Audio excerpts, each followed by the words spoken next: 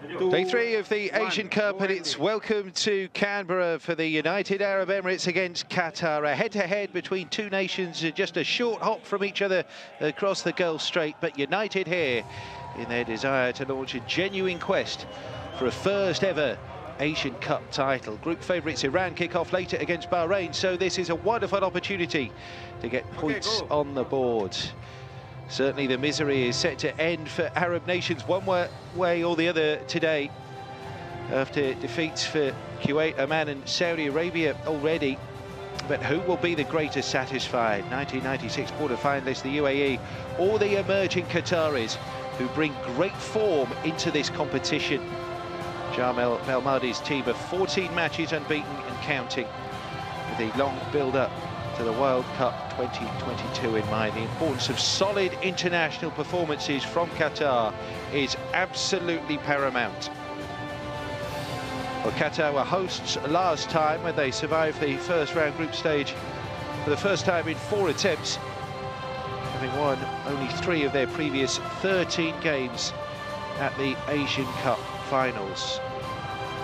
The United Arab Emirates haven't been past the group stage since 1996, that's when they were hosts. Runners-up, their best performance to date in this elite continental competition.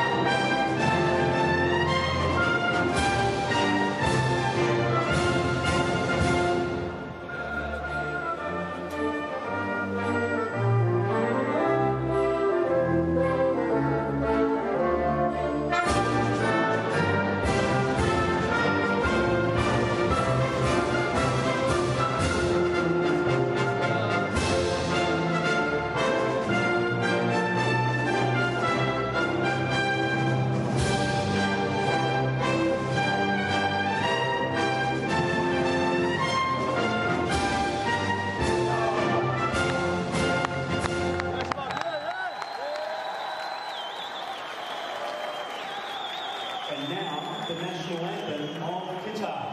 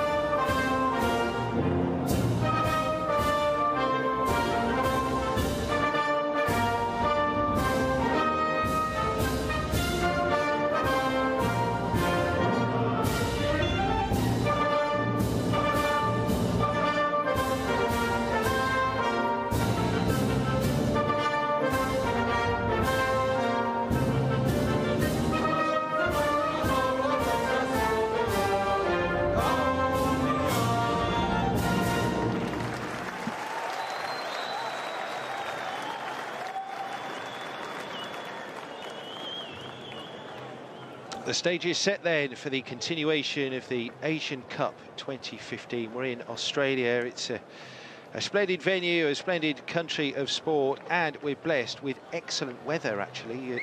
Rain has lashed Canberra over the last 48 hours or so, but delighted to report perfect conditions here.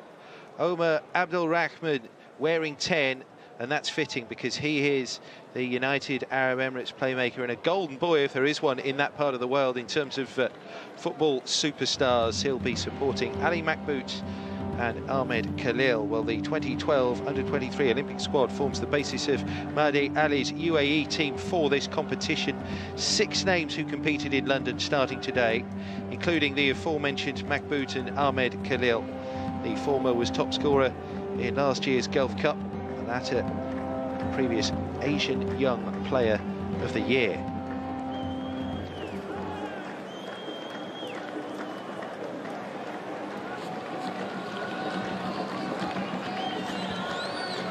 In charge today from South Korea, Kim Jong-hyuk. Ibrahim Majid, a veteran of 2 previous Asian Cups, the Qatari skipper here, veteran from Al Sadd, winning his 68th cap today. And sure to be an influential presence, really, in the heart of a Qatari team that is blended between youth and experience here, because Jamal Belmadi gambles, thrown in for his international debut today. Up front is Mohamed Trezor Abdullah. He's wearing 18, a newly naturalised Qatari who gets the nod ahead of other in-form players to start up front, alongside Hassan Al Haidos, previous Asian Champions League winner with Al Sadd. And it is the experienced Al Sadd campaigners who will form the backbone of this Qatari team. It's a slow process, becoming truly competitive on the international stage, but the Qataris are building tournament by tournament, and indeed, with the World Cup hosting and everything that goes along with it, expectations build on the pitch too. So a strong showing here, beginning against Melli Ali's United Arab Emirates, is supremely important for the Qataris, as of course it is for the UAE. That's Jamal Belmadi, 38 years of age, Algerian, who guided the Qataris through a wonderful 2014 calendar year, which saw them defeated only the once. Group C of the Asian Cup 2015. It's the United Arab Emirates, spearheaded by Omar Abdul Rahman there, against Qatar. A good start, a bright start to this competition, with group favourites Iran to make their bow later is crucial.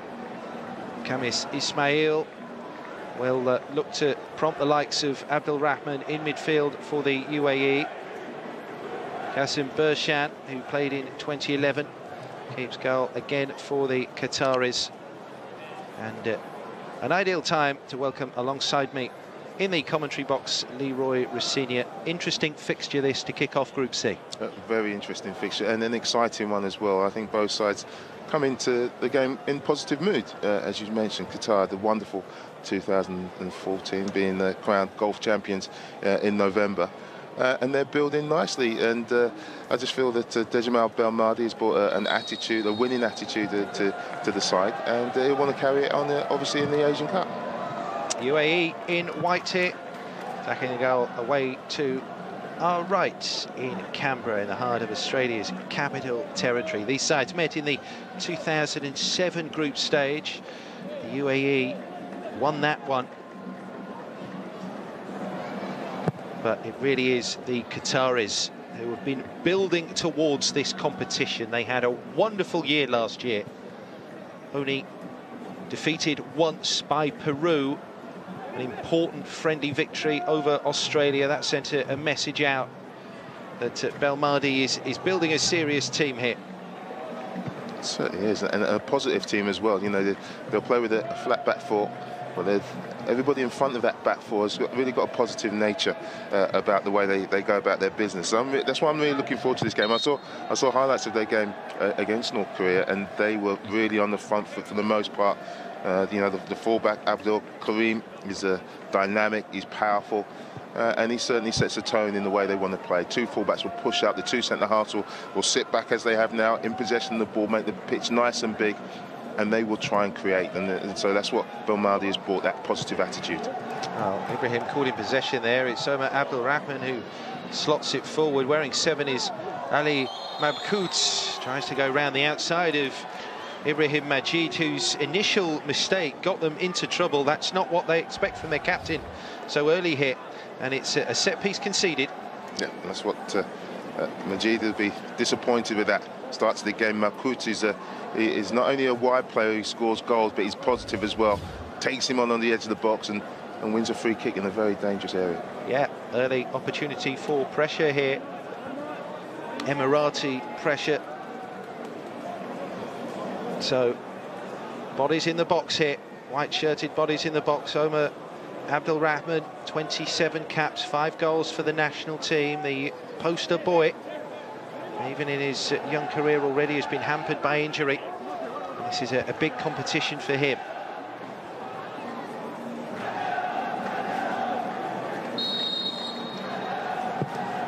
Can he find a colleague in the box? Well, he goes for the far post, and it's palmed away by Bershan. Yeah, it's a good free kick.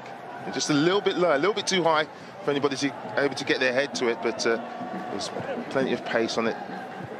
Goalkeeper. First touch there for Majed Nasser, who's an interesting character, shall we say, the United Arab Emirates goalkeeper. More of that in a moment. Just don't make him angry. Kamis Ismail there. Mohamed Abdelrahman, and then Ahmed Abdelrahman wearing 5. Onto a player out wide and gets it, comes back to Omar Abdelrahman, taking on 2 Qataris, and finally a challenge for Ahmed Mabkhout to get it away for Qatar. Started off well, UAE, in terms of possession. They passed the ball well, but this is what Qatar like. They like to break on the counter attack. They've got plenty of pace in their side. Abdul Hassan did well to keep it going. Abdelaziz Hatem. They've retained possession well here. Ahmed Mabkhout there wearing 23. That was Karim Boudiaf. Still have it here, Qatar. Prodded through by Al Haidos. Karimi did well in that midfield. He'll just sit off, you know, that midfield. He'll sit in that defensive position, and he'll just dictate play. Almost pushed through to Hatem, and Abdelrahman down for Ahmed Abdelrahman. Quite a way through there for Qatar. Perfect conditions to play, isn't it? Good, beautiful setting, fantastic pitch.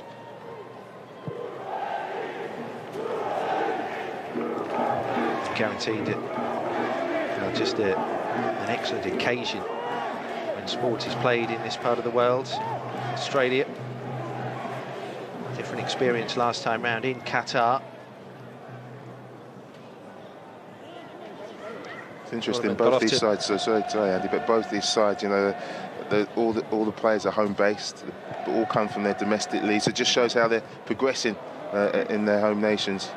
They're developing the game on a regular basis, and if you want to develop, you need to develop your game on home soil, and it's starting to come to fruition for both sides.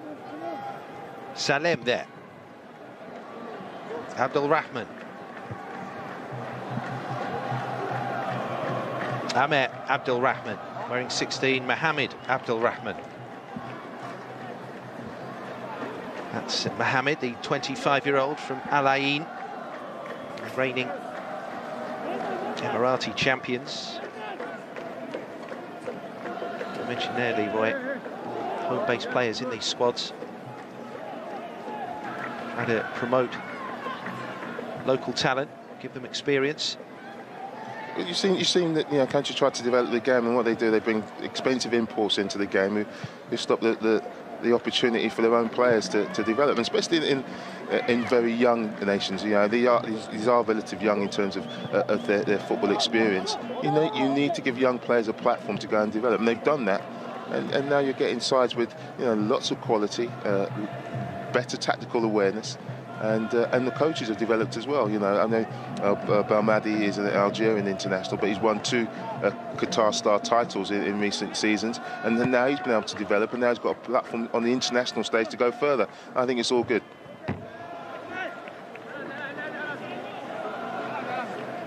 And proof that the Aspire Academy, the famed sporting facility, if you can call it that, it's more of a small self-contained town actually out in Doha, which nurtures talent, has produced 2 players in the starting lineup here, Almadi Al Mukhtar, and bombing down the left-hand side, Abdul Hassan. So that's proof that the system is producing. all about 2022 and the World Cup. I do like the playmaker Omar. You know, when he gets on the ball, he's always very positive, got a very cultured left foot. Very calm in possession, never gives it away. See there, looking forward, looking to be positive and get on the front foot. It's unfortunate there. Abdul Rahman called after the ball left him. Ibrahim, who got it out to Abdul Hassan here. Deep into enemy territory again. Abdul Hassan, that'll be a feature of Qatar's play here. Comes back through Hatem, wearing 5. Boudiaf from Lequia. So far in the 2013 Asian Champions League. Hatem, here's Hassan. Abdul Hassan's going to whip the ball across. It was a difficult one to defend, but well played the Emiratis there. That was a great ball in by Hassan, and Ahmed did brilliantly to defend it. Khalil could be away here. Ahmed Khalil still going, and finally Mabkhout got back at him to just about do enough. But it looked as if he was in there, Ahmed Khalil, and it was Route 1 stuff. They were nearly caught on the counter, Qatar. Well, they just had a great opportunity themselves, and Khalil, you know, he'll do this. It's a poor attempt of a challenge from Majid, and he goes all the way. He just manages to put him up, gets his arms around him. He's lucky not to give a penalty. They think it should be a penalty, but maybe didn't do quite enough to win that award. Well, he was certainly bearing down with intent there, Ahmed Khalil from Al Ahly, one of the more experienced players in this UAE team. 58th cap being won today by Khalil. Comes to in good form as well. Oh, that's poor defending and lashed wide. Ali Mabkhout, goodness me. And you don't quite know what's affected Qatar here. Qasim Berchan makes the points. It dropped kindly for Mabkhout. Should do better. Just eased him out of the way. And just doesn't get it going across the queue. Doesn't get it on target. And he's a top goal-scoring qualifier, and he should have done better. Al-Mahdi Al-Mukhtar again. Caught horribly. Look shaky, didn't they, at the back? At the moment, is it nerves?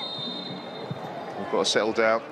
Big expectations here. They're not dealing with it very well at the moment. Indeed, Qatar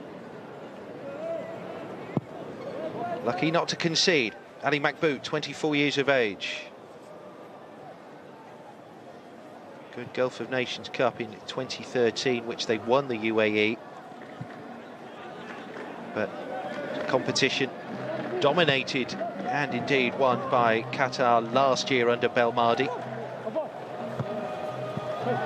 Won the West Asian Football Federation Cup 2. The under-19 team won their regional championship. Paints a rather rosy picture of Qatari football at present.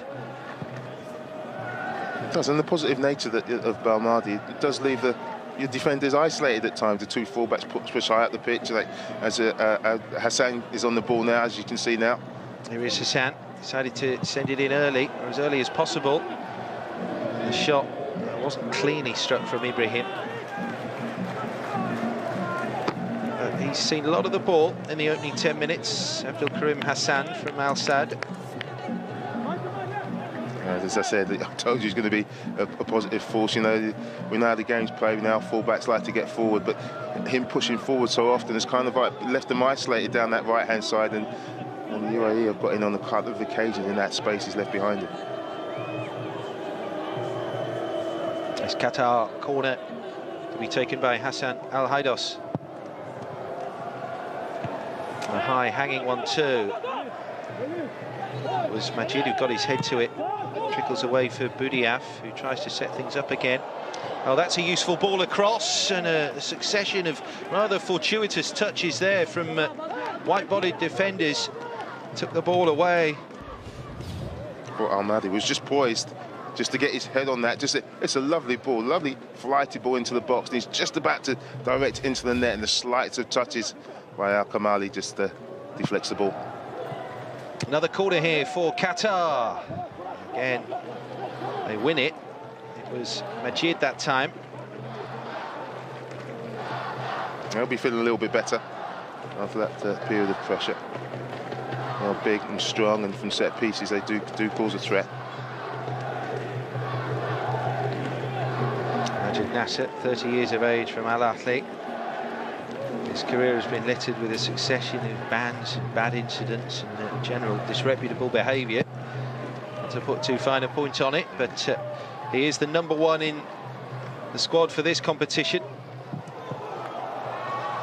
Shot on the volley might break kindly again for Mabkhout and Khalil, who are proving constant thorns in the side of the Qataris. Mohamed Abdelrahman, a forward as well. Well, I mean, he's tried to really hit this on the half volley, and he's fallen nicely to Mabkhout, who's controlled it brilliantly, and then just a sidestep and can't quite get his shot off. Omar Abdelrahman. Can they defend it cleanly this time? Possession swiftly back with UAE. And they do look a little vulnerable at the back here, Qatar. Here's Omar Abdelrahman.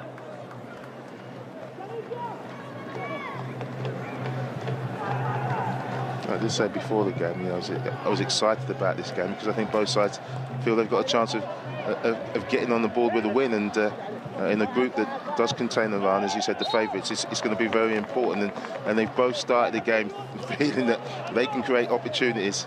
They just need to take one at the moment. There's been good opportunities, but neither of them had the quality as yet to get their noses in front. Omar Abdelrahman, he potentially has the quality. Sankor is the overlapping player on the right, poked out by Abdul Hassan.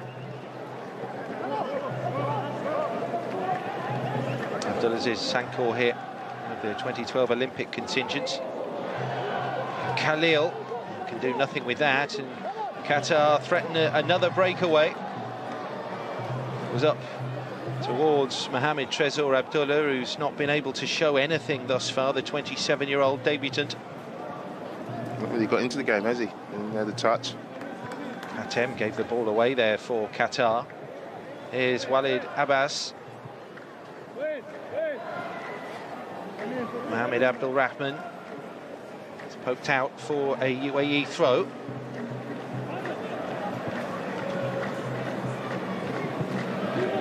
Abdelrahman ran away from him, and then he caught Abdul Hassan.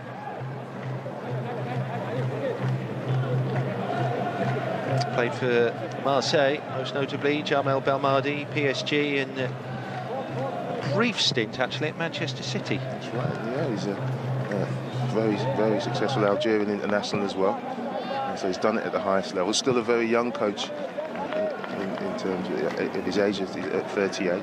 But an ambitious one. I think it just fits the remit perfectly. Only recently just come into the fold, but he's got a good record, as I said, won 2 titles, really good playing career, and he's got his ideas across very quickly to the Qatari side. Here's Sankor.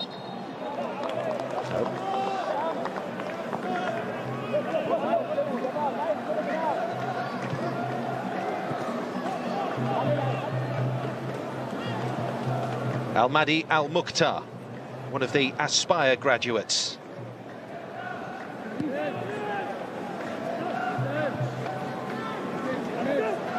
Al-Hamadi and Abdelrahman sends it long in the direction of Ahmed Khalil here, who takes Majid away with him, and Majid just gets a toe end on it, so corner here for the UAE. That was Ahmed Khalil again racing away.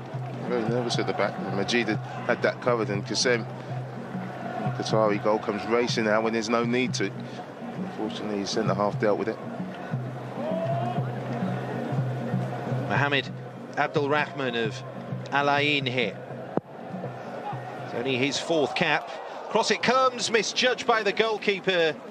And Qasem Bershan, a very fortunate character there, bailed out by Ibrahim Majid. That's 2 poor decisions he's made in quick succession. It's a good header at the back post by his the defensive partner, but again he's making the decisions not based on the flight of the ball there. He's just decided before that ball's come in the box, I'm going to come and get that, and he was made to look silly. Abdelrahman, loose layoff.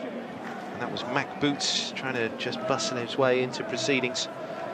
Ahmed Abdulrahman, he really is the player to whom they look. Born in Saudi Arabia, actually, Riyadh, but relocated with his parents as a youngster.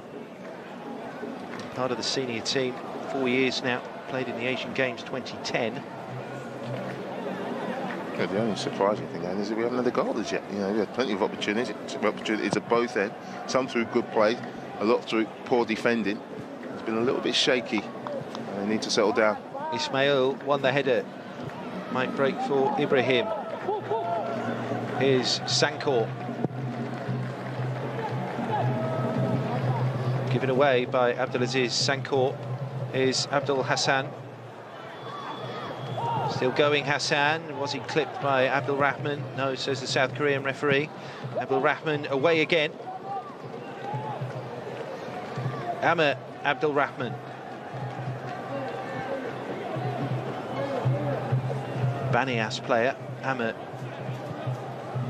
Abdulrahman. Here he is again. Looking to work an opening for the UAE, and Sankor. Belmadi very animated on the touchline here. Comes back for Ahmed Abdulrahman.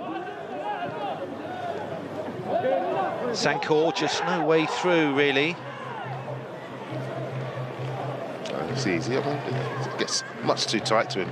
He's going absolutely nowhere. He's got nowhere to go and gives away. He's actually only given away a throw, but I thought it was a free kick that he was needlessly given away. Sankor. Mabkhout very short for it. Might feel he was barged in the back there. That was Hatem. And then on by Karim Boudiaf.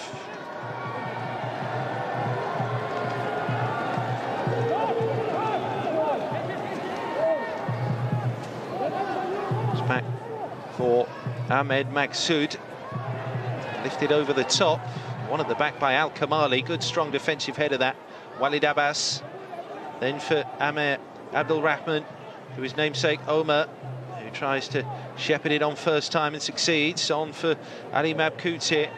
Khalil forward too. Omar Abdulrahman back towards Mabkhout. Away by Majid. And Mohamed there with an opportunity. I mean, they're just letting them turn, the Qataris, and it drops out to Mohamed, takes one touch, and really should do a little bit better. But at the moment, they're very loose at the back, Qatar.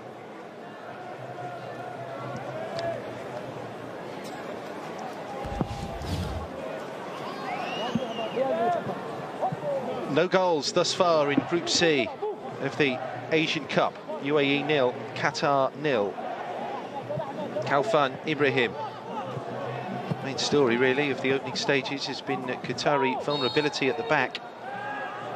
And certainly the UAE have not taken the best of the chances on offer. Smeals is a little bit too strong with that challenge on this occasion. But the UAE will be delighted with the way they started. Their front three of Amal, Mabkhout and Khalil are causing this back four all sorts of problems. They're frightened of their pace, and all of a sudden when they're getting the ball into the feet, they're allowing them to turn and run at them, and that's the last thing you want to do. You need to get tight, make them go away from your own goal. So they'll be encouraged by the first 20 minutes or so this time. UAE have been knocked out of the Asian Cup at the group stage in each of the last 3 tournaments. Didn't manage a goal in Qatar in 2011.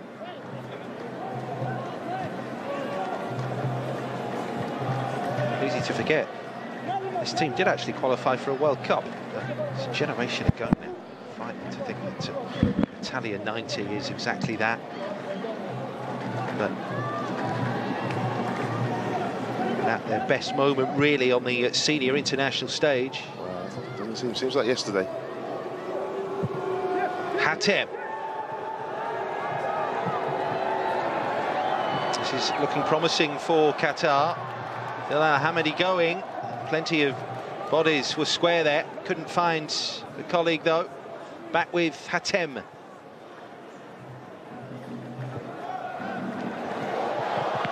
That's slotted through, and an opportunity for Abdullah, and the follow-up is in. Qatar breakthrough. Khalfan Ibrahim, they kept the attack going, and Majed Nasser has to pick the ball out of the nets.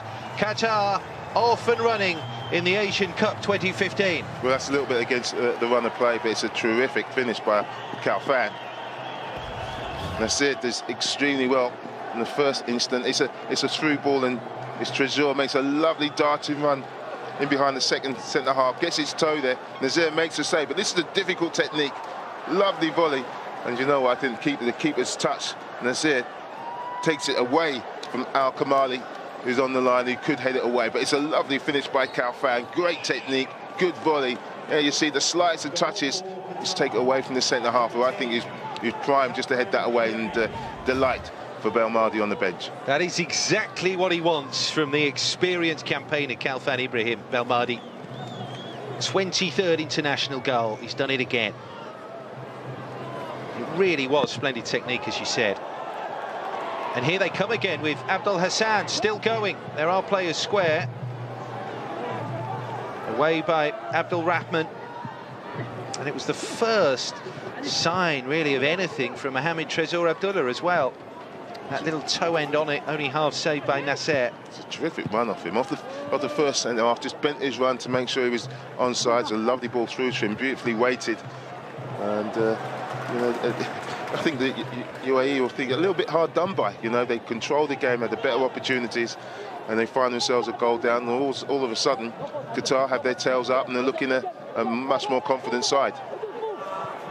That was won by Majid. This is the busy Hassan Al Haidos. It's away from Abdul Rahman.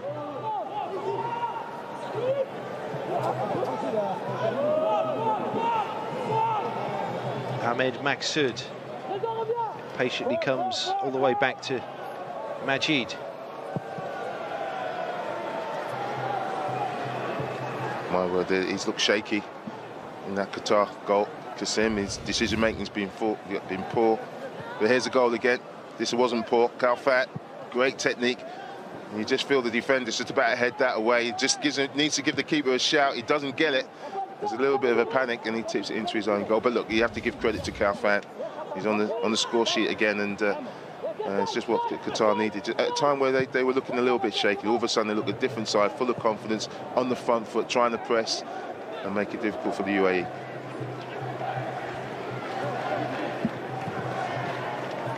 What can Mahdi and his team find in response to that?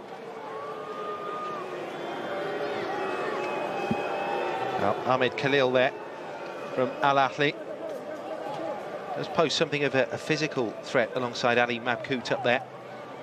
And they're going to pile players forwards, needs superior delivery really, and Amer Abdul Rahman is going to take over from Mohamed Abdul Rahman. Going for an in-swinger now. Maybe put this keeper under a little bit of pressure.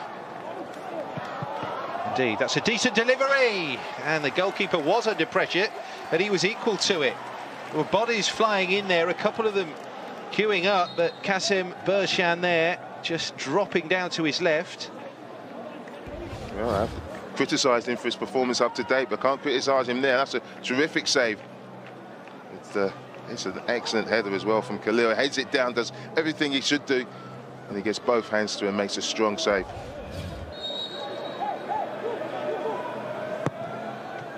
Mabkhout here with the corner.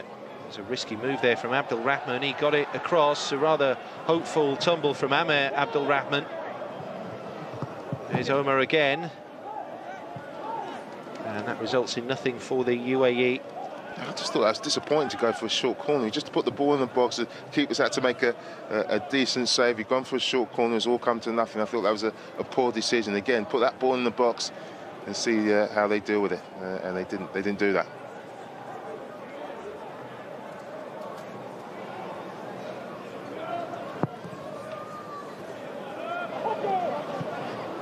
That save will give him confidence, the goalkeeper. As I said, shaky start, and many of his touches have been poor, but that was a terrific save to keep the scoreline at 1-0.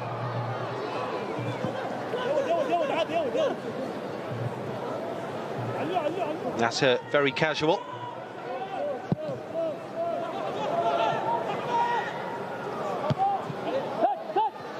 Safely won by Ibrahim Majid. Here's Omar Abdul Rahman and plays it in early. Ahmed Khalil here. And Khalil with a low ball across, cheekily defended. Ali Mabkhout now, rather clumsy challenge. Mabkhout went down. And referee, not interested. That was looking promising for the United Arab Emirates. The referee Kim Jong-un was in a terrific position to make the decision. I think he made the right decision. The ball just seemed to get away from Mabkhout and didn't take his shot when he should have done. He'll be disappointed because he's got a couple of good situations where he hasn't taken advantage. Abdul Rahman caught in possession. Maybe guilty of being a bit over-intricate at times. Khalfan Ibrahim, great surging run from the goal scorer for Qatar. Back to Khalfan Ibrahim and then Abdulaziz Hatem. And, oh, well, Abdul Hassan gave it the hammer. Splendid hit, and it really wasn't far away into that side netting. Lightning break, though, lightning bolt there from Qatar. He loves to get forward, Abdul Karim from this left-hand side. That's an excellent strike. It just seems to fade at the end. This is the opportunity for Mabkhout at the other end. Is there a penalty? Not enough for me from Karim. Maybe just gets a little bit of the ball.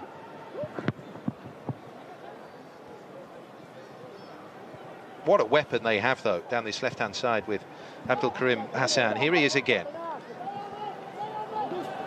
Very good first half here for Belmadi and Qatar. Well, it has up to now in terms of the scoreline, but you know, UAE have had some good opportunities, haven't taken them, and they still look a little bit shaky at the back because of the way they want to play. Look at the two centre-halves are split, the midfield players dropped in behind them, the full-backs are playing as wide men, and I mean, he'll be happy that they've got their noses in front, but he knows they need to defend better.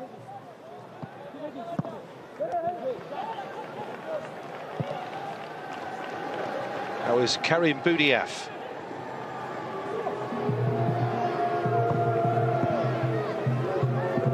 Al Haidos, he's very busy. Caught in possession as well there. Tidied up by Walid Abbas and Ahmed Abdul Rahman. This is where they need to inject a bit more pace into things. Comes back to Ahmed Abdul Rahman. Now use Sankor here down the right-hand side. Ahead of him, Mabkhout. Here is Ali Mabkhout. Nice link-up play. And knocked off balance. Will just receive the free kick here for the UAE. Abdulaziz Sankor. Aziz again getting too tight. Wrong side. As well, giving away a cheap free kick. You have to say that United Arab Emirates have engineered some great positions for their front three, and they haven't really taken advantage as yet. Abdul Rahman, that's a poor delivery. Breaks for Sankor. That's more like it. And the connection from Hamdan Al-Kamali was wayward, but disappointing cross to begin with there from Abdul Rahman. It was a much better cross from Sankor, you're absolutely right. And Al-Kamali, the big centre-half, gets across that near-post area. Well, it just tries to redirect it into the far post. He's unfortunate there.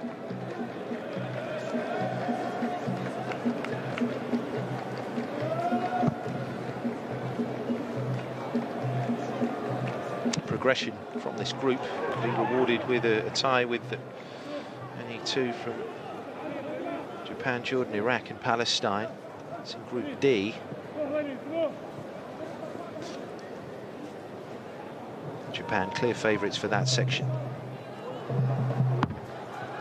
Mohamed Abdul Rahman there. He's running it into the corner. Ahmed had to get back and defend on this occasion. And Mohamed Abdul Rahman will take it, comes into the near post. Poor from Mohamed. Not missing out that first man. Your two centre-halves have to make their way back.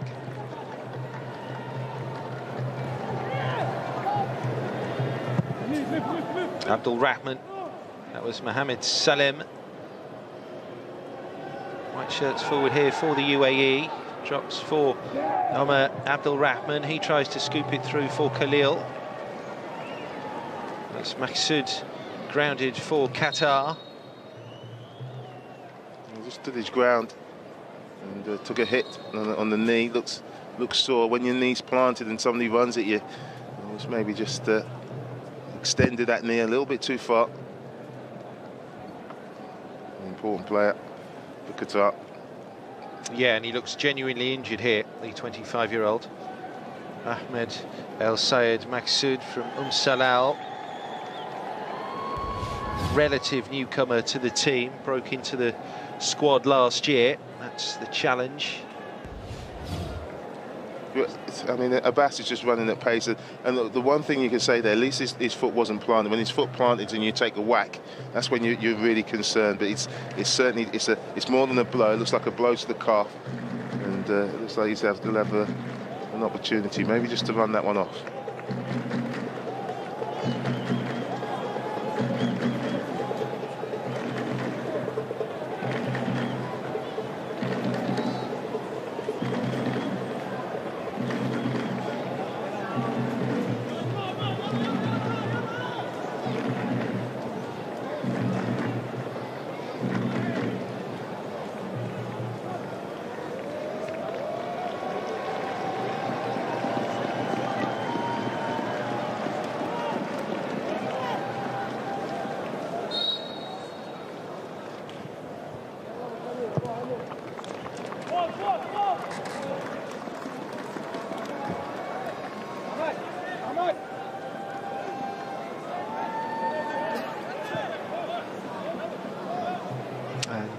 Maqsood determined to run off this knock. It's a bone-on-bone knock, and they are very, very sore. But you find that you can run those off. It's at half-time. You'll have to keep that moving to make sure that he can continue. So I think he'll be okay. But he's a big, strong lad, and he won't want to miss out on this. Wide by Khalfan Ibrahim. Boudiaf. Put it up there to Trezor Abdullah. Another rare touch for the newcomer, Abdulaziz Hatem. Well, his touches have been there, but I tell you what, the few touches he's had, they've been decent. If they can get the ball into him on a bit more of a regular basis, he could be a threat. And unsurprisingly here, a yellow card is going to come out for the foul on Mohamed Trezor Abdullah for Walid Abbas. Well, he's late. He has got his eyes on the ball. He actually just pulls away from the challenge. I think he's a little bit unfortunate, but his leg is high from the referee, where the referee sees it. He gives him no option but to show him the yellow card. Walid Abbas has bad memories of 4 years ago in Qatar. He scored an own goal in injury time when they lost to Iran. And might have put his team in jeopardy here. Hassan Al-Haidos will take it.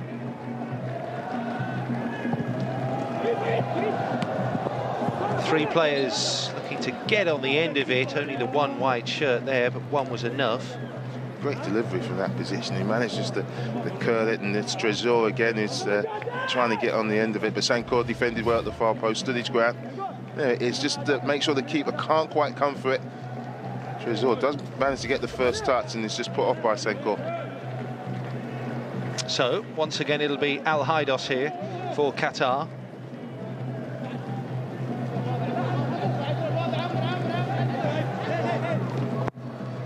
Finally, the movement comes from the players in the middle. Al-Haidos plays it straight into that near post, where it's safely guided away. Up to Umar Abdul Rahman, who's rather isolated up there. Finally, support arriving. Here's Ali Mabkhout. Oh, and there were options there for the UAE, and Mabkhout just got a little overexcited. It's a chance, an opportunity. It was a 4-on-3 at one point. Sankor, and now momentum has gone.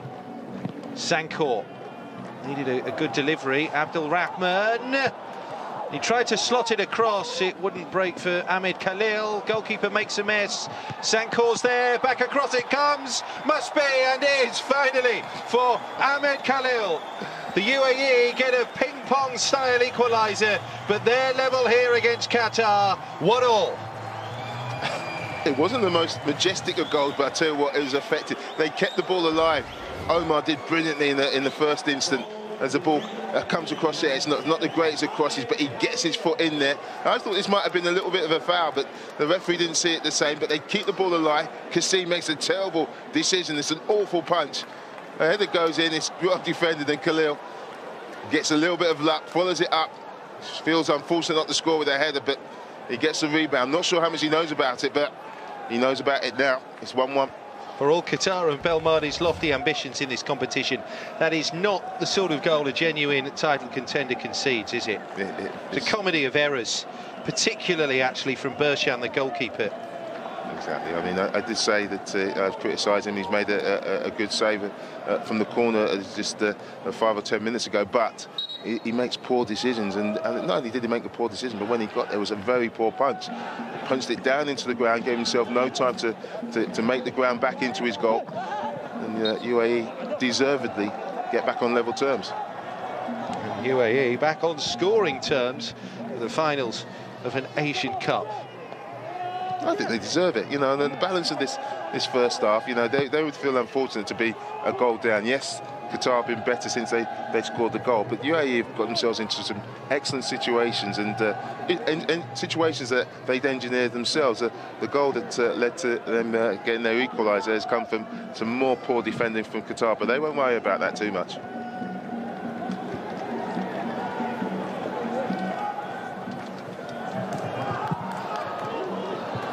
UAE coming forward again here.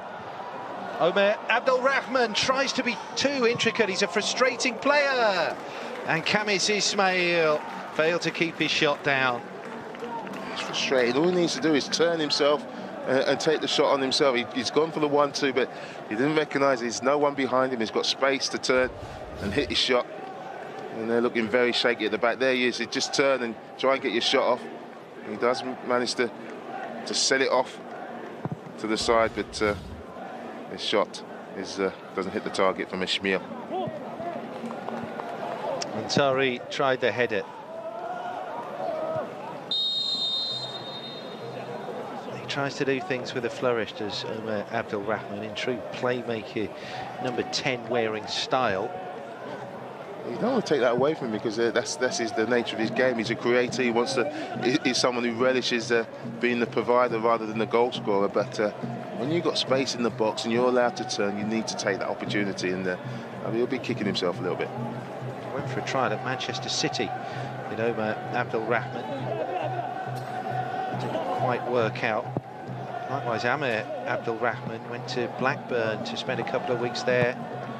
2013, again, neither were handed serious deals. Look, there's no doubt both of these players can play. You just look at maybe the physicality of this. They're strong enough and quick enough. And clearly on the international radar.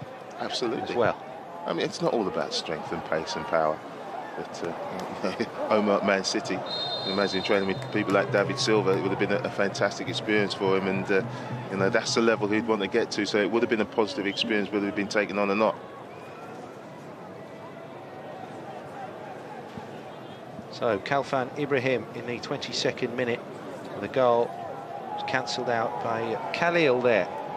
It was that player, Ahmed Khalil, who scored UAE's last goal in the finals of an Asian Cup. That was in 2007. It was a last-minute winner against the Qataris. Nice, Montari's gone down, just holding his face. Not sure what went on here. Look, they're both of them going for the ball. Look, it's Salem, that's nothing. That's nothing. It's enough because he's just using his arms. He's absolutely fine. He's got the free kick that he wanted. Yep, free kick here for Qatar. Participating in their 9th Asian Cup here in Australia.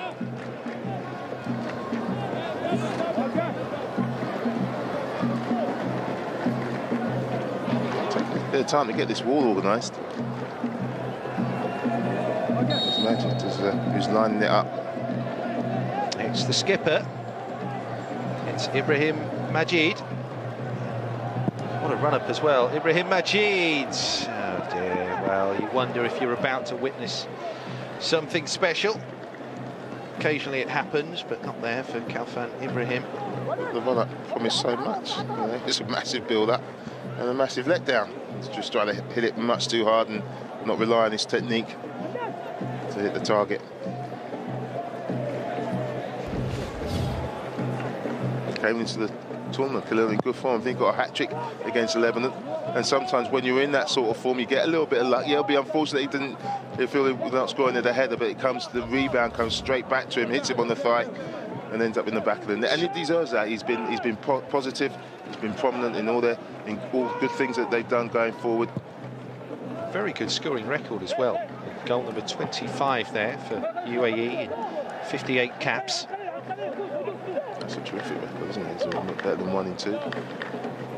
Ali Ali coached the Olympic team in 2012, which was the first time a UAE team had made an Olympic football finals. Under 23 competition, that indeed is the building blocks really for this team. Abdul Rahman, well, that's a thumping challenge, and another one comes in on his namesake thereafter, and it all threatens to just get a little bit ugly. Kim Jong-hyuk there to just try and diffuse some flaring tempers, including that of Hassan Al-Haidos, who gets involved. Ahmed Mabkhout too. Omar was upset with the first challenge, which I thought was it was a strong challenge.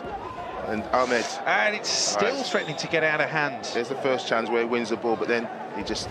that's a poor challenge, the second one. Well, our friend the director here chooses to cut away. We see that all is still not exactly well down there. Muntari is... well, storm clouds are gathering in more ways than one. And Ahmed, who took that whack, has received his yellow card. Maybe still feeling a little bit sore from the injury received not too long ago, but you can't do that.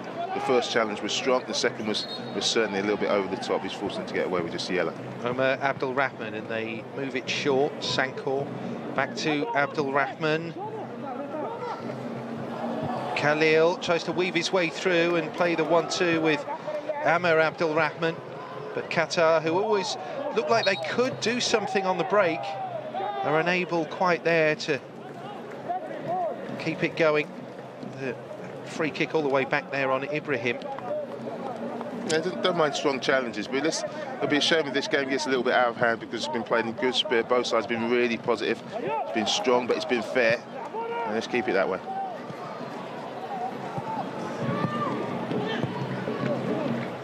Khalil. Amr Abdul Rahman.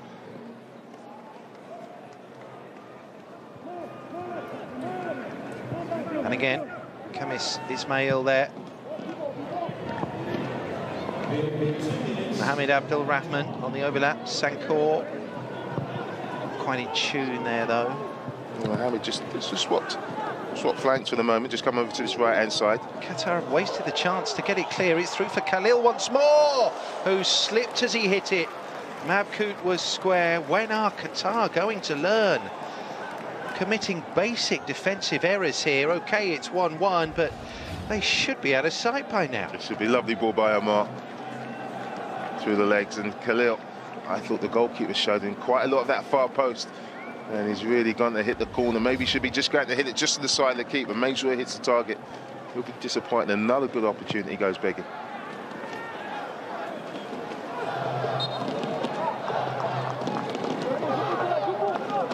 That's when Omar's at his best. You know, we said about him being a creator. That is a lovely ball, you know, straight through the legs of Majid, the captain, and he's created lots of great opportunities. And I like the way they've mixed it up. As I just said, Mohamed's come over to this right hand side, and now Omar's gone to just drifting behind the front players. I think it's Mabkhout who's gone out to that left hand side. They're all interchangeable, so that makes it even more difficult for Qatar to focus on how they're going to defend. Really should be leading here, the UAE. Mohamed Abdul Rahman tries to get past Abdul Hassan unsuccessfully.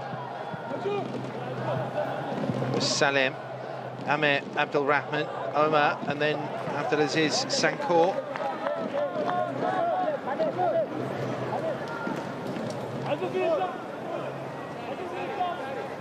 Looks a flamboyant character. He loves to play his football with style. but also with purpose. You know, he wants to make things happen. He wants his team to score goals, and he's not just a showman.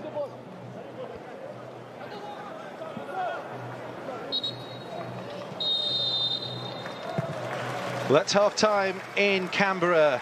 Hugely entertaining stuff, really, as Group C opens up at the Asian Cup, and a little bit of needle to add to the proceedings as well as that first half progressed. It is 1-1 here between the United Arab Emirates and Qatar, and the players making friends there. That's Al Haidos and Abdul Rahman as they go in at half-time. Kalfan Ibrahim gave the Qataris the lead. Ahmed Khalil equalised in the 37th minute. 1-1 at the break.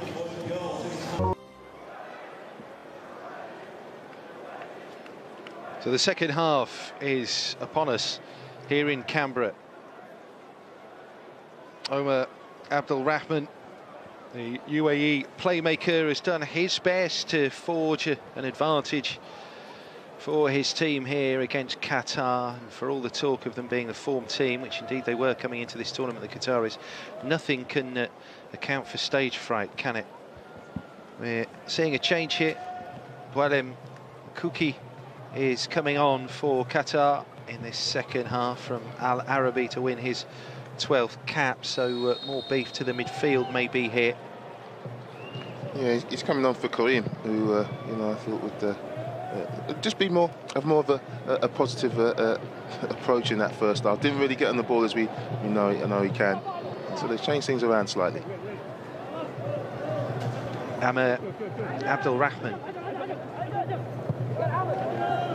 UAE with some early territory in this second half. What they did was good. Finishing, not so much. It's away by Majid, who had a shaky opening. Burlem's gone on over to that left-hand side, and Ahmed and Aziz are now the two central midfield players. They've almost gone to a 4-4-1-1 formation now, Qatar. And they did need to change something. They just didn't have the platform to go and win this game in the first half. UAE dominated possession from the main part and created the best chances. So there's been a reaction for Belmadi. Let's see if it's a positive change. Certainly a positive reaction to the early setback of an opening day defeat when they hosted this competition 4 years ago, as Uzbekistan beat them 2-0 in the opener at the Khalifa in Doha. But two victories followed against China and against Kuwait, which saw them through to the quarter-final. Valiant effort against Japan, who went on to win the competition. They were only beaten by a goal in the last minute, which I'm told that very nearly caused a riot in Doha that day. But another indication of their improving experiences at big tournaments.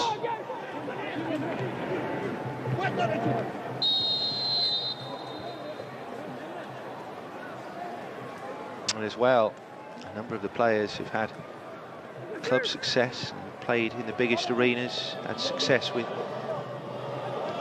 the Asian Champions League, including the man on the ball there, Al Haidos. Yeah, it looked like a handball. It was Al Haidos again launching the attack with the ball to the substitute, Mabkhout. Handball on the second touch there, no complaints there from Boualem, the substitute.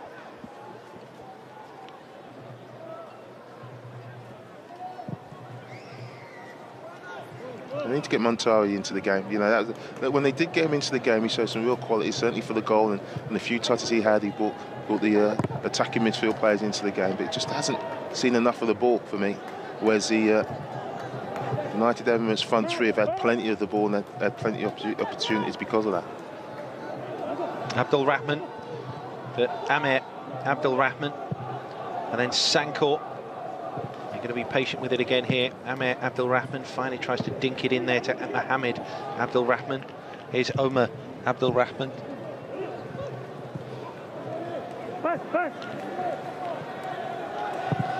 Here's Walid Abbas. Cross comes in early, easily met by Al Mukhtar. Al Haidos. Trezor just caught on the ball there. Abdul Rahman, Mabkhout back for Abdul Rahman, just body in the way. Not quite happened for Mabkhout today. There's a lovely ball into him by Omar. He's tried to give the return pass into Omar, and that's been the story of the game so far for him. Ahmed Abdul Rahman with the UAE corner, and that's safer hands from Qasim Bershan. It's better, and a good throw as well. Excellent throw out. Abdullah with Al Haidos ahead of him. No way through. Well defended by Al Kamali, who launches it long for Ali Mabkhout. And Mabkhout again, chasing down Abdullah. Yeah, Trezor is now at the fullback. I think that's a foul the other way. He stops Mabkhout actually getting to the ball. Mabkhout is just going for the ball. He's not even thinking about the ball and just holds him off, and he gets a free kick. And for me, being the next centre forward, Andy, that's always a free kick to the front man. Yeah, indeed, yeah.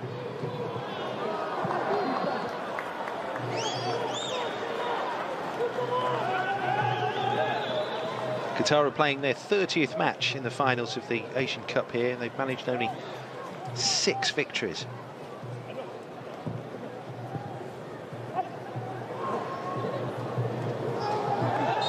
Oh, well, that was Walid Abbas diving into the challenge. He was clipped.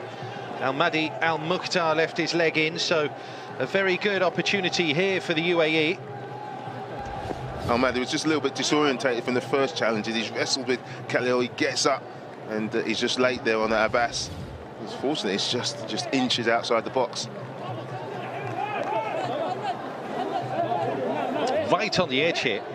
Ahmed Khalil has taken control of the situation. Abbas moves into the mixer. They normally leave them for Omar Abdul Rahman. Just two in the wall. Joins the wall there with Ahmed Maqsood, if you can call it that. Well, it's just two in the wall, and just I'm thinking, you know, Khalil's going to take this on and have a shot on goal. Oh, there you go. There's the extra man. Al Haidos joins that wall, if you can call it that. Khalil, and it found its way through.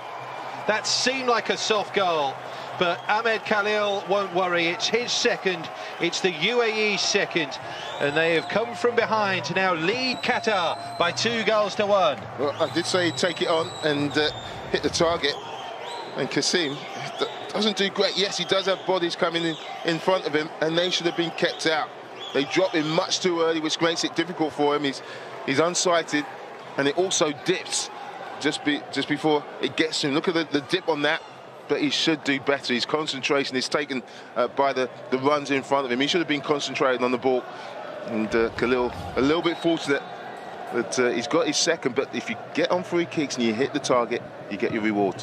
What about this? The in-form Qatar is trailing to the United Arab Emirates. A far more modest unit, really, steered by Mahdi Ali. And it's rich reward, this, for his tenure at the helm of various UAE youth teams, including that Olympic squad in 2012. He's been part of the federation for just over a decade now, and started with the under-16s, under-17s and so on. I like that path for a coach, you know, at international level. The shot was deflected, and although Nasser scrambles across, I don't think he was ever truly troubled here, but Qatar showing something straight away at the other end. Well, they've reacted positively to going the 2-1 down. But as I said, I love that path that Mahdi Ali has taken, coming through the youth ranks at international level, and deserves his opportunity. And you can see, look at the way they play. They know what they're all about. Al Haidos with a corner there for Qatar. They had the skipper up there, Ibrahim Majid, leaping far side. Omar Abdul Rahman is beaten to it by Abdul Hassan. The cross is thrashed away. Ahmed Maqsood gives it for Abdul Hassan, who's caught in possession high up the pitch, and then chops down Abdul Rahman. He did well to retrieve that Abdul Queiroz, a break on. He lost possession, but reacted quickly to dispossess Amir, who's was trying to get his pass off to Omar, but it was a fair challenge.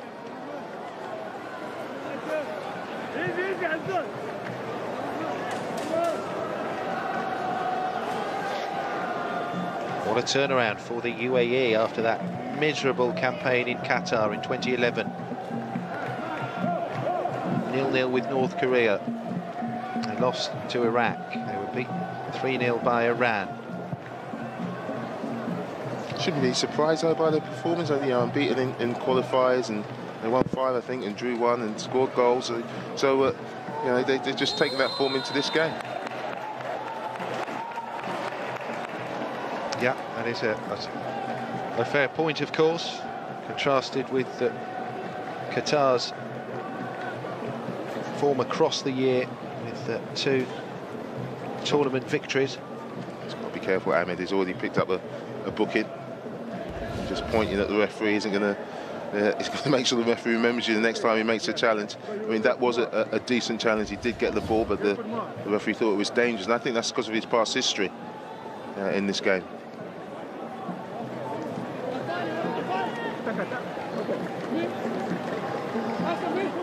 Kamis Ismail from Al Jazeera, one of the 2012 Olympic squad members. Standing over it here. Well, what he wants to do is make sure he hits the target. The goalkeeper's a little bit shaky every time that ball goes anywhere near the target, so maybe just a little bit less power and just get it to dip in front of that keeper. Right, which indeed he does. He has spilled it, and Ali Mabkhout is in for number 3 for the UAE. Well, you called that bang on, Leroy. Ismail, heard you. Sent it straight there at Qasim Bershan, who spilled it dreadfully. And on a plate for Mabkhout, and the UAE are roaring away now. He does well, Ismail, because again, he just comes off the power. That's a dips in front of the keeper. I mean, that's a simple catch that Qasim should make, but he's so shaky at the moment and nervous. He should take that. His technique is all over the place. And Mabkhout, who hasn't had the best of games, gets his reward. He's kept going, he's kept getting in those positions. He gets on the front foot. He's the first man to the ball. And it's an easy finish for him. And it's 3-1, and he's delighted. They've turned it around, and they've turned it around in style. Well, the top scorer in qualifying, Ali Mabkhout, keeps the run going into the finals of this Asian Cup. He knocked in 5 in the qualifying stage for this competition, the Gulf Cup. And he was there in 2012, played against GB amongst others, the Uruguay and Senegal, and now has a goal, his 21st at international level at the Asian Cup finals.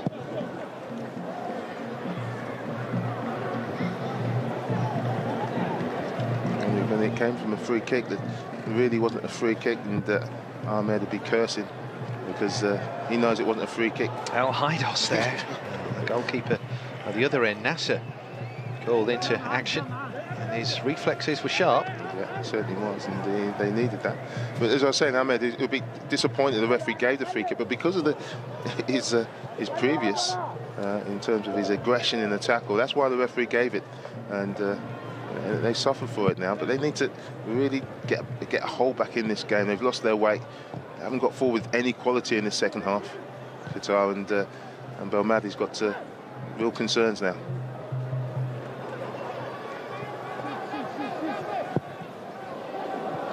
That's a bit loose from Majed Nasser, giving it straight away there for Muntari, and no foul, says Kim Jong-hyuk.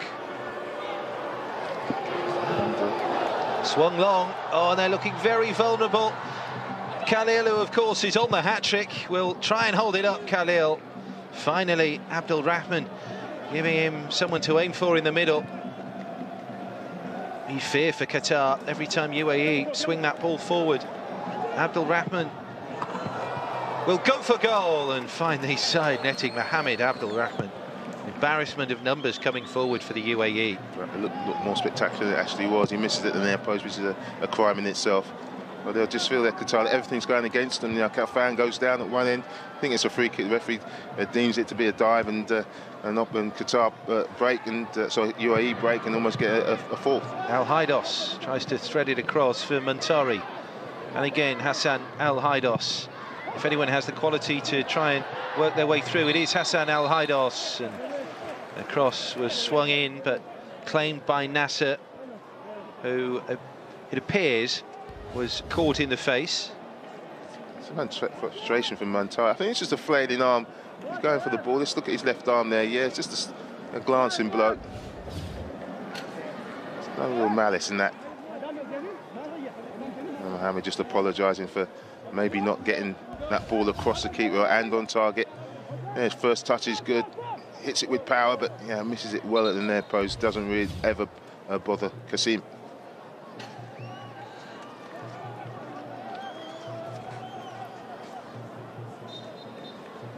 Could add to a really interesting competition if the UAE can see this out. Australia aiming to become the first host to win the Asian Cup since Japan all the way back in 1992. Japanese reigning champions, winner of 4 of the last 6. Lie in wait maybe for one of these 2 in the quarterfinals.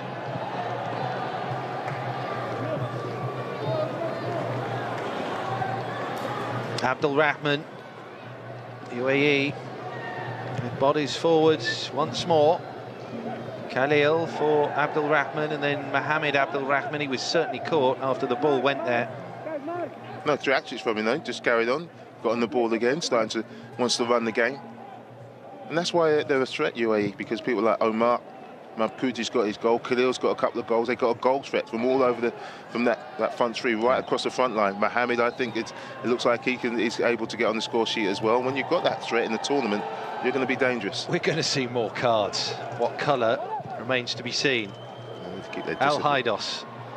Some of these challenges from the Qataris are very snappy. There's one from the men in white. It's a yellow card. The Hamdan Al-Kamali. And not surprisingly, because the Qataris were away there with Boualem Kouki. Just pulls him back by the arm. Al-Kamali, who's been, I must say, I think he's been the best defender on the pitch today in terms of his positioning and his power. This time, his position was just caught the wrong side and had to be cynical. They didn't get too carried away. They need to settle down, Qatar. There's plenty of time here, half an hour left in the game.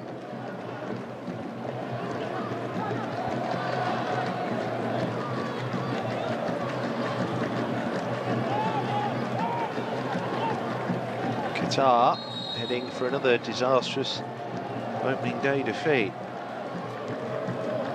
As you said, there is still time. Boualem Kouki, and that wasn't far away. The substitute took aim there. Be more confident when that ball's going towards Nasser's goal. You see, he just takes his arms away right at the last moment. He knows that that's not on target.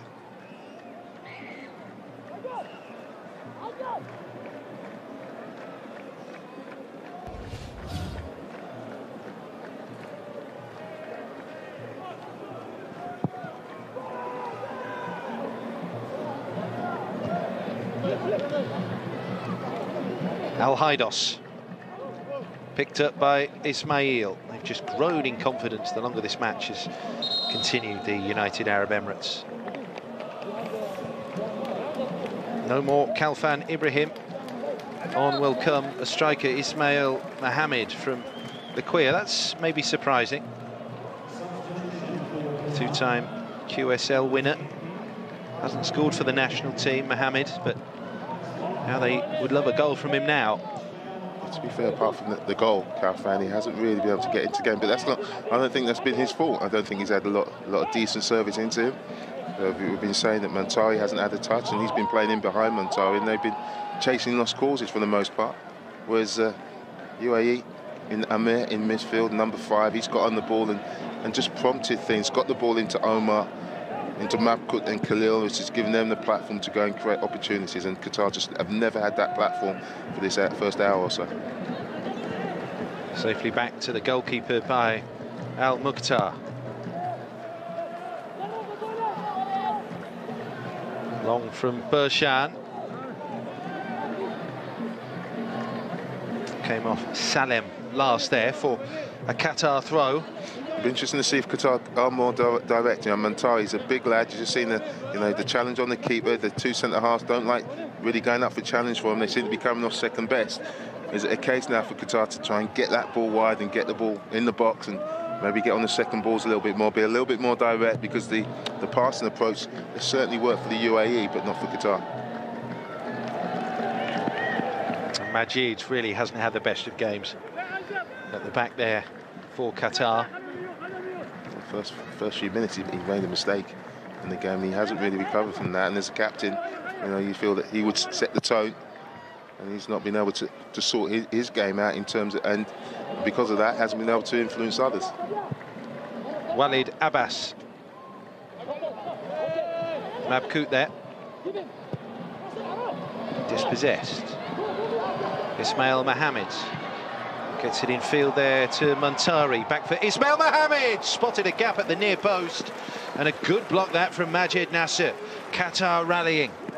It was a good block, but his position was awful, and that's why Ismail has gone for that near post. I think if he keeps out along the deck, Nasser has a problem, but it was at a decent height for him to make the save. Al-Haidos.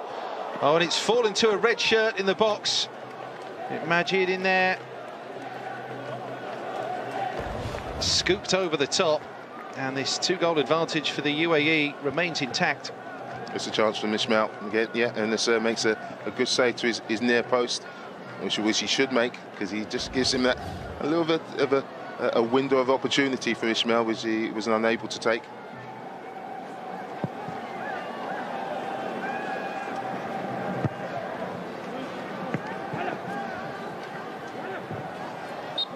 So, 25 minutes remain here in Australia Capital Territory, Canberra, on a splendid day.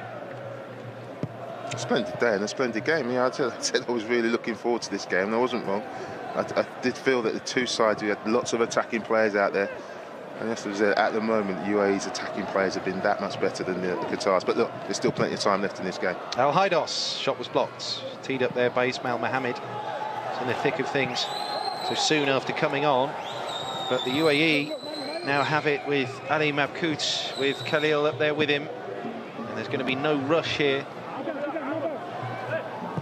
Abdul Rahman to his namesake Mohammed, Abdul Rahman, and then Khamis Ismail. Mohammed,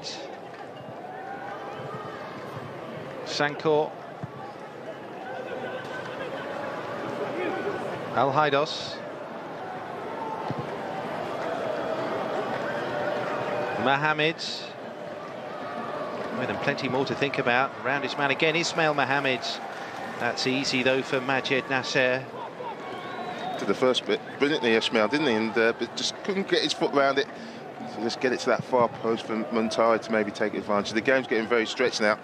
It's you attack, we attack, and at this moment in time, maybe that suits Qatar a lot better than UAE. Yeah, I don't think it's in United Arab Emirates' nature to defend in numbers, so they'll be wanting to go for that fourth goal to kill the game.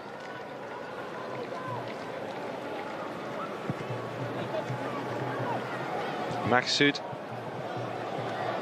There's that big long ball up to the front man Muntari, but you have to get support up to him. You have to know that there's no point, you know, Ismail trying to show fit to feet. He's got to go and play off that front man.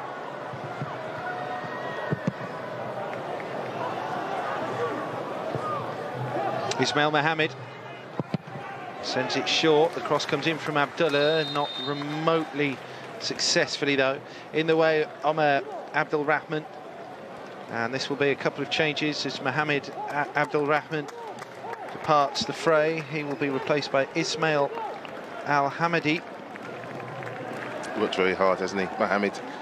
Firstly on the left, and then he moved to the right and worked up and down that line. And we're going to see the introduction of Majid Hassan as well. And Ahmed Abdul Rahman has done his bit in the engine room for the UAE, is replaced too. So interesting here as Operation Shore Things Up gets underway. Breaks for Omer Abdul Rahman. makes things easier for us. There's two less Abdul Rahmans on the pitch. There's been lots of Abdul Rahmans on the pitch, and to be fair, they've all done pretty well. Yeah, that's been the common denominator of the game so far. So, you know, I thought Amir dictated the play, got on the ball, kept it very simple, kept the ball for Arab Emirates, and Mohammed, as I said, worked up and down that line. Every man in UAE know their jobs, and I think that goes down to Mahdi Ali, the coach. You know, you were saying earlier, coming through the under-16, under-20s, he knows what his players are about, and they've gone out and done exactly that, and that's why they're 3-1 up. And they're playing with a real freedom as well, with Omar Abdul Rahman. That slotted through for Ismail Al-Hamadi, the substitute, forces Majid into the challenge. Did well this time. It again went to ground, but again they give the ball away cheaply. There's a player down. He's only just come on. Ismail Al-Hamadi from the 2014 UAE champions, Al Ahly. Oh, just a little twist of the ankle there. You just saw as he planted his left foot. It just twisted there. He looks in all sorts of trouble there. He played 4 years ago in that unsuccessful UAE attempt in Doha. And, well, this isn't a particularly pleasant experience either. Injured just moments after coming on.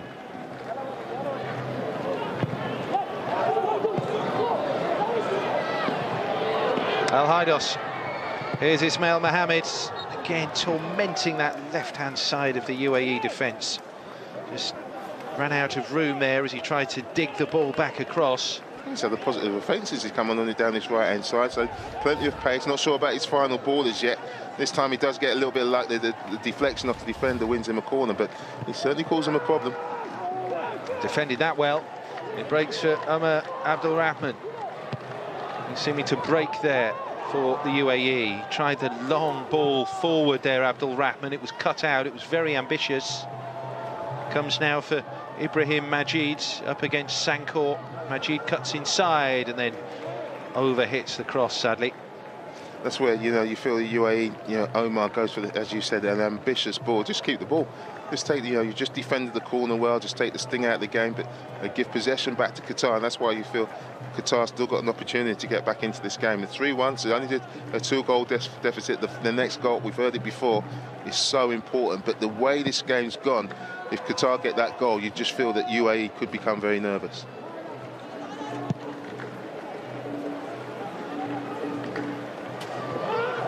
Useful little flick on there. A couple of strong UAE challenges coming in.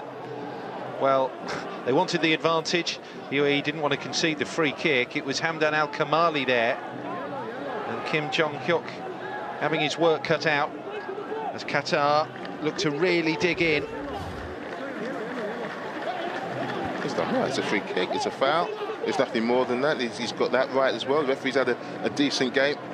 I don't know why there's any complaints there from either side. It's a free kick to Qatar, and it seems they've gone a little bit more direct. They've had more joy, you know. They've missed out the midfield. They've gone to the front man. He's flicked things on. He's got them up the pitch with certainly more set pieces, and Ismail has come on and had a positive effect. So see if they can make more of their set pieces.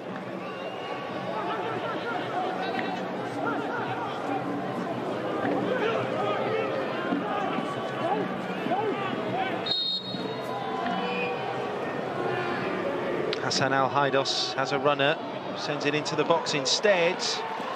And not a clean connection, was it Majid there? Just drops into the arms of Majid Nasser. Certainly Al-Mukhtar was throwing himself at it too. Sometimes you can have too many people in the box. There's 5 or 6 of them all going for the same ball, not finding space. And in the end, they cause each other a problem. So sometimes just put 3 or 4 in the box so you don't close down your own space. Khalil there for Abdul Rahman. He went for the Hollywood pass again. He had room to maybe take that on himself there, Omar Abdul Rahman. The thing is, you know, I'm loath to have a go at him for it not coming off, because he sees the pass. There's not many players who would see that and be able to execute. If it comes off, there's another goal-scoring opportunity. So the first thing is to be able to see it. The second is, can you deliver? And I think, for the most part, he can. And so, you know, you don't want to take that away from a player of his sort, that ilk. You want to encourage him to do it more, because if he does get it right, it's invariably an opportunity on goal. Abbas gave that away. Back heel there from Ahmed. Got it back from Muntari, or that was the intention, certainly. Engine nothing for the Qataris. They were second in their qualifying group for this competition, behind Bahrain, whereas UAE won their section with something to spare. 10 years ago, pretty much to the day actually, Jamel Belmadi was playing in the African Nations Cup for Algeria. Dictating play in that midfield, and I bet he wishes he was out there now, because they could do with a calming head.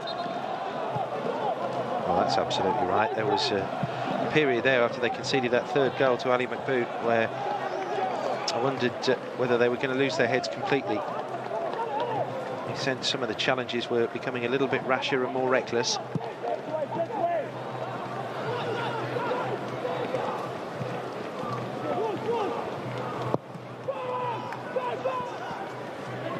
But it's looking like a tough test in this section. It was always going to be the case anyway, but certainly if defeat is the outcome here for the Qataris, then they will need something from the Iran match, and that's playing the group favourites and one of the competition favourites. Good to see Hamadi has recovered from his twisted ankle. Quick corner, and Qatar all switched off. Got to sleep, the Qataris, and Abdul Rahman is desperate for something to add to his show reel. He tried to bend it into the far corner, but again the Qataris caught napping. Well, I've been saying he should turn and take shots, and on this occasion, maybe he should look to the far post to pass it on this occasion, because it's just too high for Mabkhout on that far post, and that would have put the game to bed. The Qataris just totally switched off. Every single one of them had their back to the corner, and it wasn't until Omar encroached into their own box that they actually reacted, and it was too late. Kamis Ismail under pressure briefly there. Gives it back to Salem, who's shut down.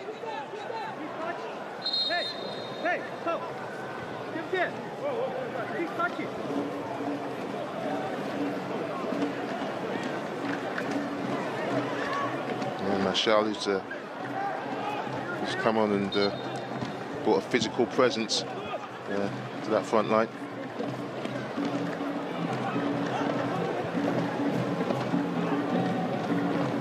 Hatem. Free kick to the UAE. It's because Majed Hassan was grounded. It's like again, they said, he's running out to take this free kick. Just walk and take your time. Get a breather, make sure you get your shape. You're in no rush, you're 3-1 up, you're in control of the game. Within the last quarter of an hour in Canberra, the UAE poised to return to winning ways at the Asian Cup. It'll be only their second victory in their last 10 at the finals. This competition acts as an excellent warm-up form gauge for the upcoming World Cup qualifiers. These two will start a long and no doubt incident-filled road to try and make Russia 2018 in June.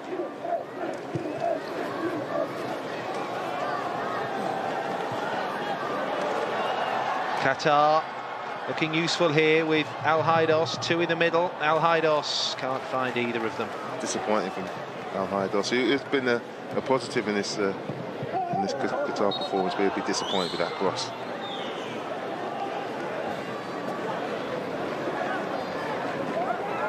Again, it's easy to forget, isn't it? Although the Euro is in the way, more focused on European football. World Cup qualifying around the world is arranged differently. It's a long 2.5 year process for Asian countries if they want to make the World Cup finals. It's an extremely long haul, but the dream was over for Brazil, for Qatar, a year before the finals, June 2013, when they didn't get beyond the 4th round of Asian World Cup qualifying. Even worse for UAE, they knew they weren't going to Brazil in February 2012.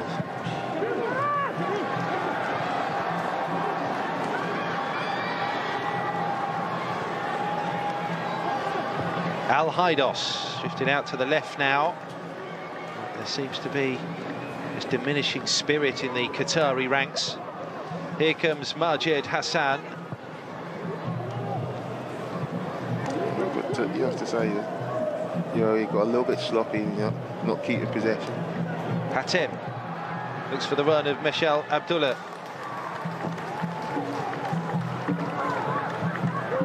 More experienced striker on there now for Qatar. Michel from Al Ahly, 30 years of age. His shot is somewhat wasteful, really, in the circumstances from Kuki. Well, that has had the desired effect as he came on as a second half substitute. But when talking about the front three of UAE, I just have to say Salem and Al Kamali at the heart of their defence have been strong as well. Very solid, reliable.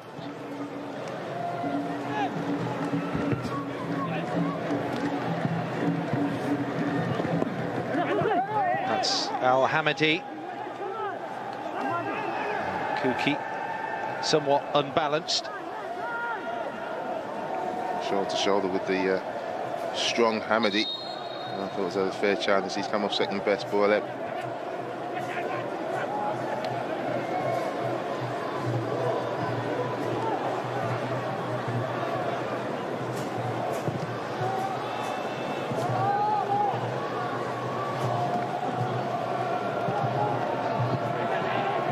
That was Abdulaziz Hatem.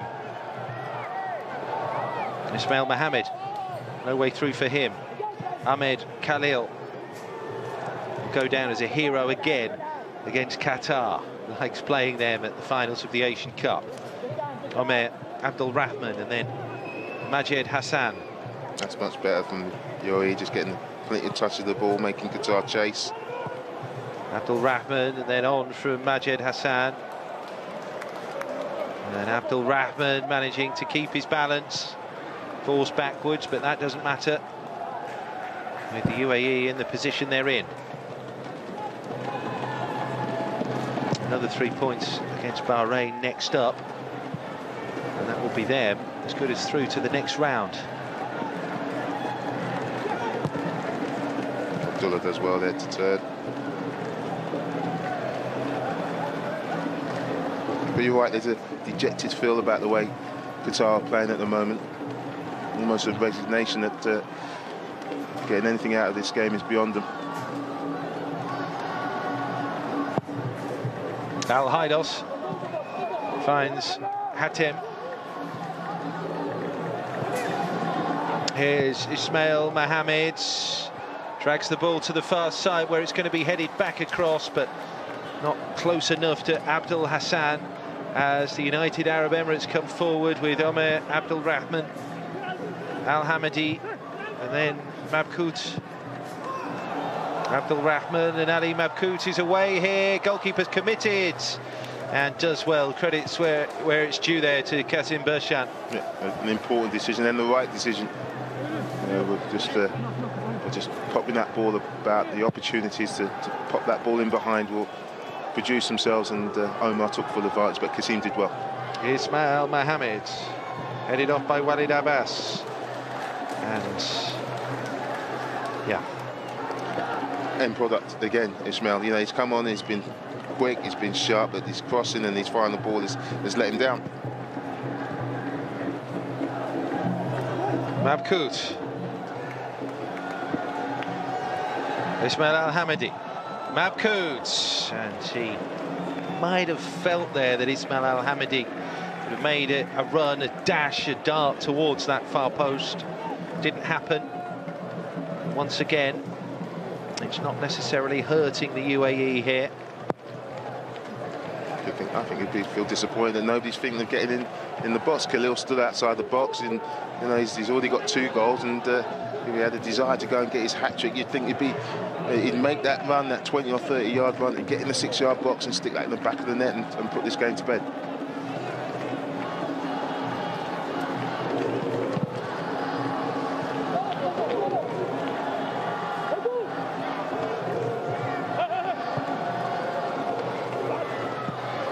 Abdul Rahman tries to hoist the ball on for Khalil.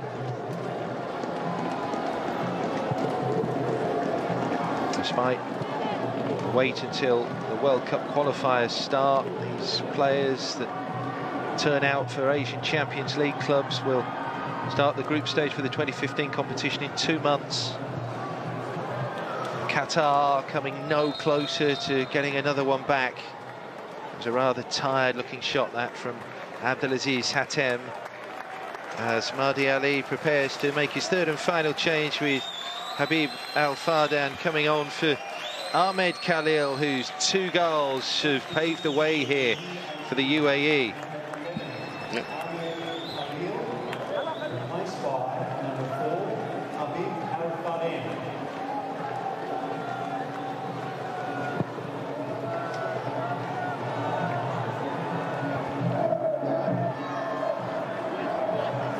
Header from Hassan. One almost straight away by Ismail Al-Hamidi for Omar Abdul Rahman, and then Al-Hamidi. That's a good-looking challenge, though.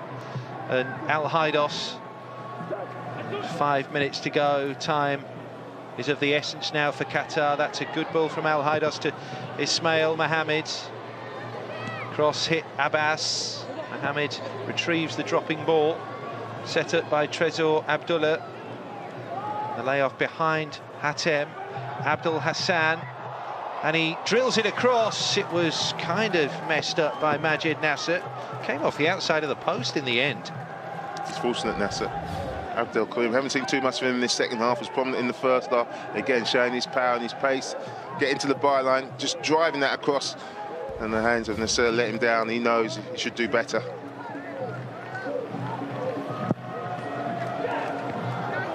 There's the corner.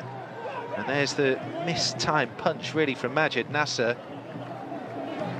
Did enough, though, just to redirect it. The important thing is he got it up. And not like in the first time when Qasim punched it down to allow United Arab Emirates to get their equaliser. Got it up and got it away. Nudged on by Ibrahim Majid. On by Ismail Mohammed. Where's that going to drop? The answer is not kindly for Qatar. Well, far down, he came on for Khalil's now, just gone and sat in front of that back foot. He's just going to sit in that midfield and try and shore things up. Omar Abdul Rahman, what a delightful touch. Flag has stayed down. Ali Mabkhout here, has he overrun it? Yes, he has. Well, he could have put the cherry on top there for the UAE. Great touch from Ahmed. Terrible touch from Mabkhout. He's in and just kicks it straight in front of him. Gives Qasim a chance to make the save and give Qatar minimal hope of getting back into this game. Oh, Mohammed again, that end product sadly lacking. It's frustrating, isn't he? He seems like he's got pace, power. He can't find the player with when he gets wide, and he's done it again. He's done it again. It's Omar Abdul Rahman now who spins away from the challenge. Yeah, you sometimes. And here we go with the challenges coming in. That was deemed legal by Maqsood, not the earlier one, which has grounded Abdul Rahman. I wonder how the referees actually reacted to that. He had his back to that, and he's actually stopped play. I'm not even sure what happened to Omar there. But it was Ismail who's involved in that. I was just going to say, you know, you wonder sometimes, how is he sub? You know, he's come on, he's had such an impression, and you know why, because his final ball, on not just 2 or 3 occasions, but 4 or 5, 6 occasions has let him down. He must be so frustrating. If he could get that final ball, that's why he would be in the starting 11. Well, it's gone today for Omar Abdul Rahman and his UAE teammates. Al-Hamidi. Abdul Rahman clips it over the top, and Habib Fardan was the intended target, but Qasim Bershan will clear his lines again. He's made some positive decisions, Qasim. He's come out with the ball on the last 2 or 3 occasions. This is a lovely touch from Omar around the corner, and you can see he's onside by the lines of the pitch. But Mabkhout's first touch, look at that, that's awful, straight in front of him. And allows Qasim to come out and make the save with his feet.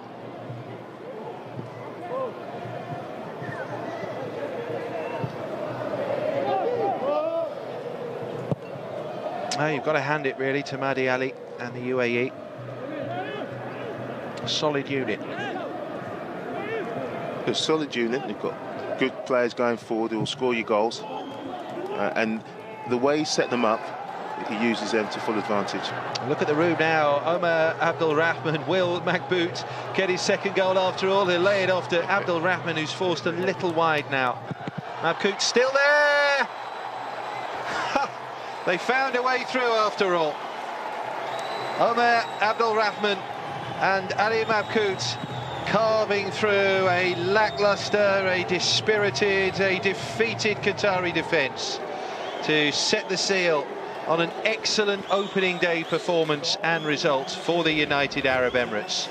Khalil 2, Mabkhout 2. It is 4-1 now. Yeah, I thought he ducked out of taking that opportunity, Mabkhout, but then he gets across in their post and Omar just puts it on the plate for him and he finishes it very nicely. No more than UAE deserve, no more than Mabkhout deserves. Yeah, he's missed opportunities, but he's kept going. And as a goal scorer, when you miss opportunities, the best thing to do is go and try and get another one. He's certainly done that, and he's got his reward. That's 2 goals for him. That's 4 for UAE, and that's 3 points in the bag. 4 against 2 inside the area there. The Qataris have a problem, I would suggest, with the dropping of heads. Yeah. Turned into a comprehensive result here. It certainly has. And they have been the better side for the most part. You know, they went the goal down, as I said, against the run of play. Reacted well. Yeah, it did take a few mistakes, a few errors in that back line of the Qataris, but they created plenty of chances today, and they've taken 4 of them, and it could have been more. A fantastic result. The UAE have matched the Socceroos, the hosts, from Friday, and that 4-1 result against Kuwait at the Melbourne Rectangular Stadium. It's one of their best results in the history of the Asian Cup finals. And Mabkhout is hungry for more. So's Abdul Rahman. He's caught, and there won't be the luxury of a penalty at the end here for the UAE. Certainly sends out a message to other teams in this group. You know, Iran, the favourites of this group before we kicked off. Now take on Bahrain, and they'll know they'll have to go and get a positive result. And you know, that man Omar has been the key to the most of good things that have happened today. This was a good tackle though from Ahmed, just tracking back, just nicked the ball off him before he could get his shot off. But he's been the creative force behind this United Arab Emirates performance, and he's going to be key to them going forward in the tournament.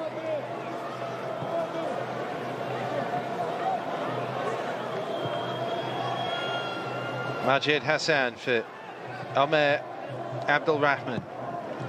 Also like the way that he's got kicked a few times. He's gone on the ball and they're kicking at his heels. He doesn't want to go down. He wants to stay on the ball. He's not theatrical. I'm very impressed by his performance today. Hassan and Al Hamadi, that's the 2 substitutes for the United Arab Emirates, and they're going to end this match camped in the Qatari half quite fittingly with a free kick here. They've got 3 extra minutes, by the way, so just 60 seconds of that to go before the UAE can celebrate a Group C opener that has brought 4 goals and 3 points. I mean, it's been a bad day for Qatar. It's Majid who just gave away that free kick, and as I said, for the first few moments he gave away a free kick, and as captain he set a tone. And they continue to make errors, and they haven't been able to get out of that mindset. So, you know, they'll have to just brush themselves down and come back another day. But they have got the quality to have an effect in this group, to have a positive effect on this group. So they need to go out and win their next game and see where they go from there. But today, it's been a bad day at the office for them. But they come against a side in UAE who I've been very impressed with going forward in terms of their technique, the shape of the team. And he'll be delighted, Mahdi Ali, the way that they've approached this game, to score the 4 goals, and to now feel that if they can win their next game, he can rest some key players for that final tournament game, and going forward. That's really important as well to get qualified. That next game is against Bahrain on Thursday. Qatar will face Iran shortly after, needing a win, because the Qataris, the form team really, have lost for only the 2nd time in a year here. And how comprehensively beaten by the United Arab Emirates by 4 goals to 1. Mahdi Ali has masterminded a famous result here for the Emiratis. and they came from behind to do it. UAE winning 4-1. Khalfan Ibrahim got the party started for Qatar in the 22nd minute. Good goal that, but after that it was all downhill for Jamel Belmadi and company. Khalil scored twice either side of half-time. Those goals had been coming because Qatar had looked shaky defensively. And then Ali Mabkhout, Ahmed Khalil's strike partner, chipped in with 2 goals of his own. Top scorer in qualifying with 5 goals, bringing that form into the finals of the Asian Cup. So the United Arab Emirates are off to a flyer, it has to be said.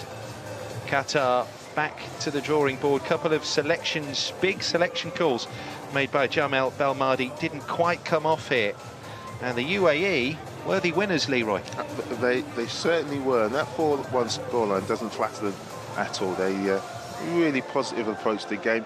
Some delightful player. We've seen Omar there in your picture with the coach. No surprise that Mahdi Ali has gone to him to congratulate him on his performance. He set the tone, but from back to front, the 2 centre halves, Al Kamali and Salem, kept it solid, and the front players took their chance.